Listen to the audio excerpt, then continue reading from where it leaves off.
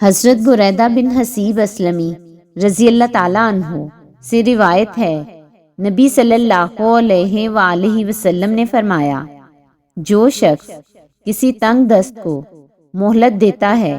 اسے ہر روز صدقے کا ثواب ملتا ہے، اور جس نے واجب الادا ہونے کے بعد مزید مہلت دی اسے بھی یہی ثواب ملتا ہے، یعنی ہر روز صدقے کا ثواب ہوتا ہے۔ نبی صلی اللہ علیہ وآلہ وسلم کے صحابی حضرت کعب بن عمر سلمی رضی اللہ تعالیٰ عنہ سے روایت ہے، رسول اللہ صلی اللہ علیہ وآلہ وسلم نے فرمایا، جو شخص پسند کرتا ہے کہ اللہ تعالیٰ اسے اپنے سائے میں جگہ دے تو اسے چاہیے کہ تنگ دست کو مہلت دے یا اس کا قرض معاف کر دے۔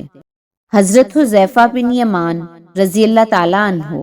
سے روایت ہے، نبی صلی اللہ علیہ وآلہ وسلم نے فرمایا، ایک آدمی فوت ہو گیا، اسے کہا گیا تو نے کون سا نیک عمل کیا ہے؟ اسے یاد آ گیا یا یاد دلایا گیا تو اس نے کہا، میں سکے اور نقدی میں چشم پوشی کرتا تھا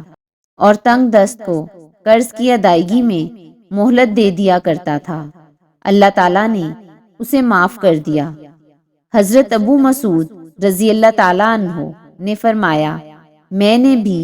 رسول اللہ صلی اللہ علیہ وآلہ وسلم سے یہ حدیث سنی ہے۔ حضرت ابو ہریرہ رضی اللہ تعالیٰ عنہ سے روایت ہے، رسول اللہ صلی اللہ علیہ وآلہ وسلم نے فرمایا، جس نے کسی تنگ دست پر